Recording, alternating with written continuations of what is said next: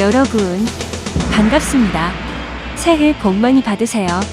그럼 지난달에 이어 1월에 가볼 만한 여행지를 소개합니다. 안녕하세요. 여행나라입니다. 1월에 놓치면 후회할 추천 여행지를 소개해드리니 참고하시어 멋지고 즐거운 여행 되시길 바랍니다. 가능한 한 지속적으로 월별 놓치면 후회할 여행지를 소개해드리겠습니다. 구독, 좋아요는 무료이니 많은 응원 바랍니다. 첫 번째 소개할 여행지는 전북 완주와 논산의 두 지역에 걸쳐 있는 대둔산 도립공원입니다. 겨울하면 가장 먼저 떠오르는 것은 역시나 눈인데요. 대둔산도 다른 지역에 비해 눈이 자주 그리고 많이 오기도 하지만 눈 내린 대둔산은 특이한 바위 절경과 어우러져 한 폭의 아름다운 그림을 연출해냅니다. 전북 완주군 웅주면 대둔산 거원길 55로 검색해서 오시거나 대둔산 도립공원 주차장으로 찾아오셔도 됩니다.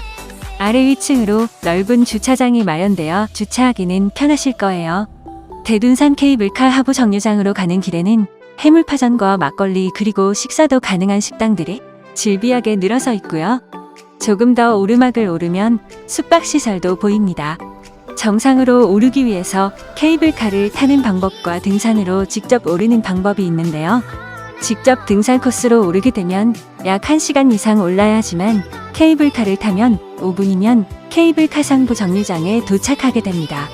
케이블카는 약 20분 단위로 운행되며 운행객들이 많을 때는 수시 운영합니다. 시작부터 가파른 계단을 올라야 하지만 출렁다리까지는 금세 도착하게 됩니다. 빨간 출렁다리가 눈에 확 들어옵니다. 출렁다리 위에서 보는 풍경도 정말 끝내주죠? 출렁다리를 돌아올라 한참을 가파른 계단을 오르면 삼성계단 150m 전 삼선 계단이 나옵니다. 처음 보면 깜짝 놀랍니다. 이걸 설마 그냥 올라야 하나? 싶기도 하고 상당히 경사진 때문이기도 하지만 너무 길어서 중간에 몇 번 나누어 쉬면서 쉬엄쉬엄 오르시기 바랍니다. 다리가 풀리면 안 되니까요. 다 오르고 나서 내려다보면 후덜덜 그나마 다행인 것은 내려갈 때는 완만한 우회도로로 내려가면 됩니다. 물론 오를 때도 자신 없으면 우회도로로 오르면 되죠. 조금씩 정상으로 오를수록 눈들이 많이 남아있어 기대감을 높이고 있죠?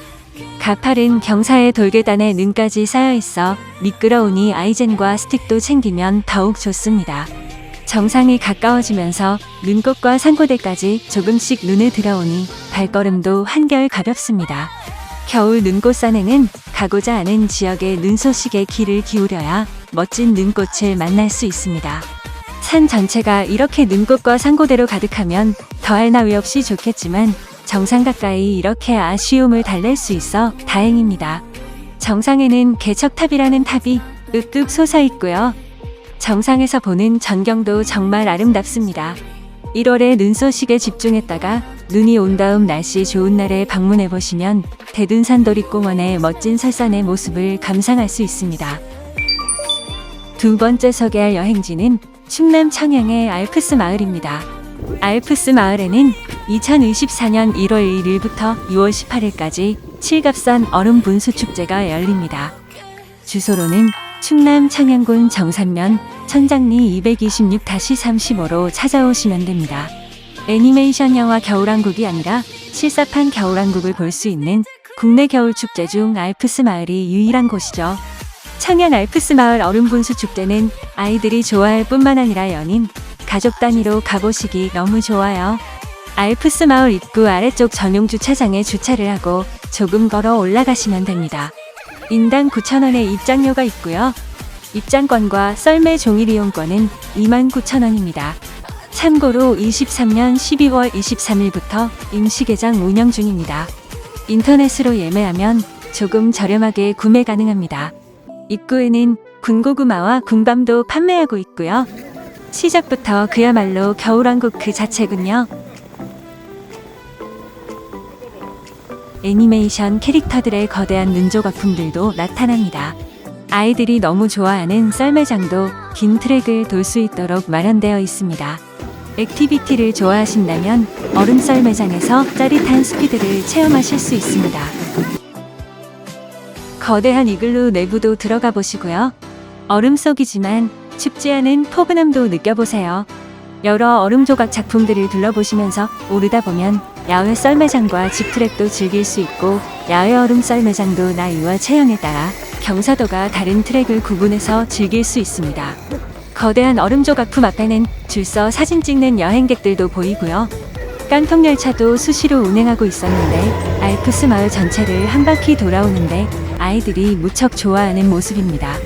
축제 기간 동안에는 특별히 눈이 오지 않는다면 인공눈을 뿌려서 알프스 마을 전체에는 항상 눈이 가득한 모습을 보실 수 있을 거예요.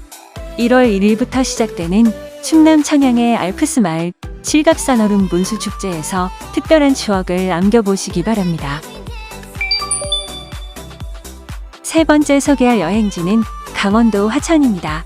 2024 얼음나라 화천 산천어 축제인데요. 2024년 1월 6일부터 1월 28일까지 23일간 개최됩니다. 강원도 화천군 화천읍 하리 2-1로 오시면 됩니다. 축제장은 늘 붐벼서 화천읍 일대로 들어오시게 되면 행사장 에드벌룬과 많은 인파로 바로 저기구나 하고 아실 수 있을 거예요. 밤낚시를 제외하고는 평일 오전 9시에 개장하여 오후 6시까지 운영합니다. 꽁꽁 얼어붙는 매년 1월에 축제가 열리며 얼음낚시, 맨손잡기 등으로 계곡의 여왕이라고 불리는 산천어를 잡는 체험을 할 수 있습니다. 산천어 얼음낚시의 손맛은 물론 바로 회나 구이로 맛있게 먹을 수 있고 낚시 외에도 얼음썰매, 눈썰매, 봅슬레이 등의 다양한 겨울놀이가 펼쳐집니다. 매년 100만 명 이상이 방문하는 화천 산천어 축제장은 미국 CNN이 선정한 세계 7대 불가사의 중 하나로 꼽을 만큼 이색적인 겨울 축제입니다.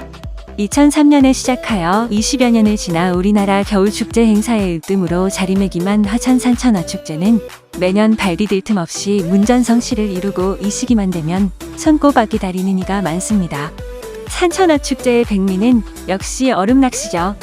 평일에는 1개소, 주말에는 2개소를 운영하는데 수용인원이 5,000명이니 정말 어마어마하죠. 이렇게 많은 인원이 얼음 위에 올라가도 안전할까에 대해서는 주최 측에서 엄밀하게 얼음 두께를 측정하고 그날그날의 기온을 측정하여 관리한다고 하니 안심하셔도 좋을 듯합니다. 많은 이들의 관심이 집중되는 산천어 맨손잡기는 3분간 진행되는데요. 스릴과 재미가 함께하고 보는 이들에게도 즐거움을 주는 빠뜨릴 수 없는 프로그램입니다. 그 외에도 얼음썰 매타기와 스케이트 그리고 아이스 몹슬레이 등 다양한 액티비티도 마련되어 있습니다. 올해 12월 23일 이미 화천 산천어 축제의 점등식을 열어 2024년 산천어 축제의 성공을 기원하고 있습니다.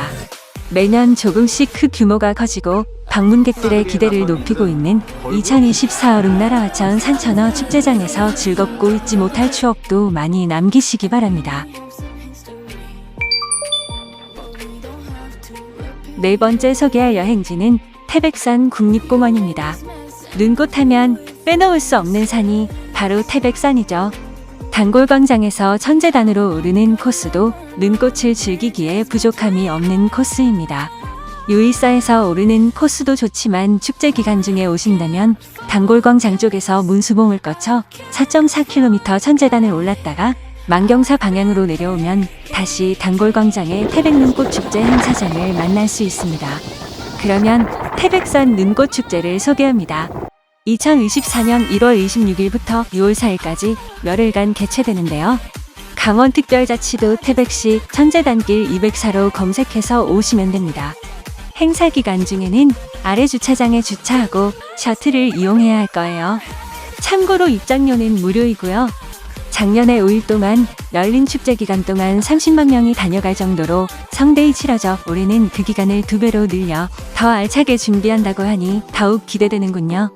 열리는 장소는 태백산 국립공원 태백문화광장과 황지연못 등 시내 일원에서 열리지만 메인은 역시 태백문화광장입니다.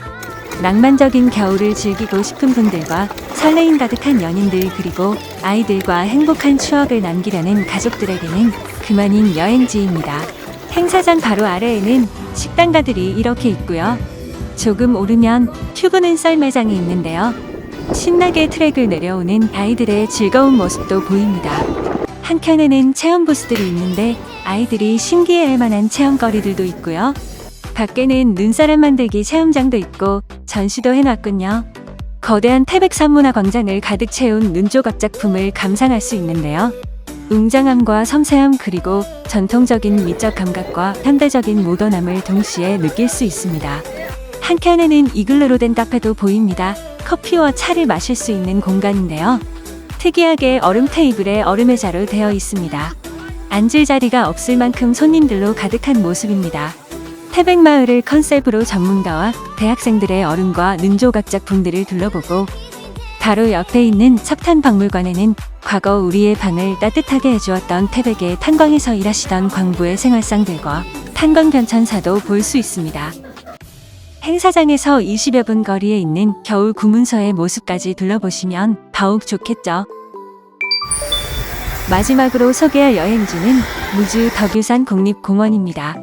무주 덕유산은 겨울 눈꽃 산행에서 뺄래야 뺄 수 없는 눈꽃 산행지 중 최고라고 해도 과언이 아니죠.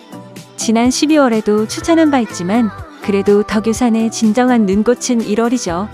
덕유산은 스키와 보드로 겨울이면 항상 붐비는 겨울 최고의 여행지입니다. 덕유산 향적봉 정상까지 눈꽃 산행을 가려면 설천봉까지 곤도라를 타고 오릅니다.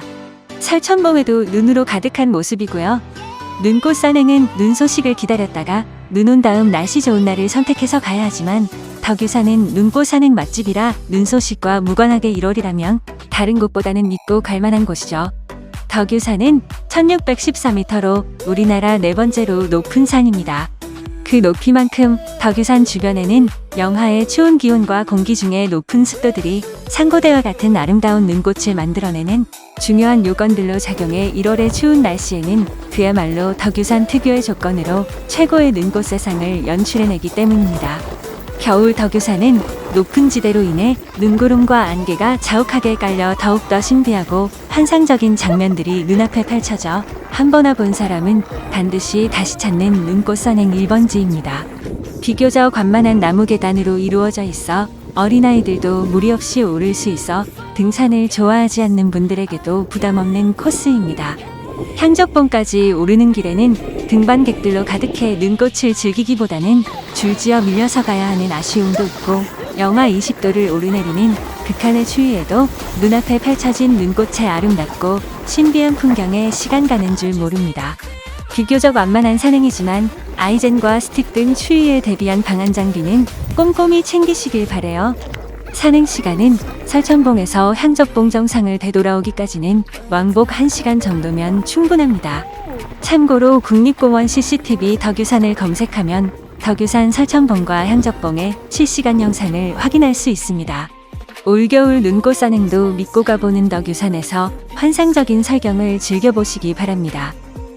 이 영상이 마음에 드셨다면 구독, 좋아요, 알림 설정 부탁드립니다.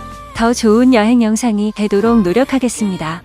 끝까지 시청해주셔서 고맙습니다.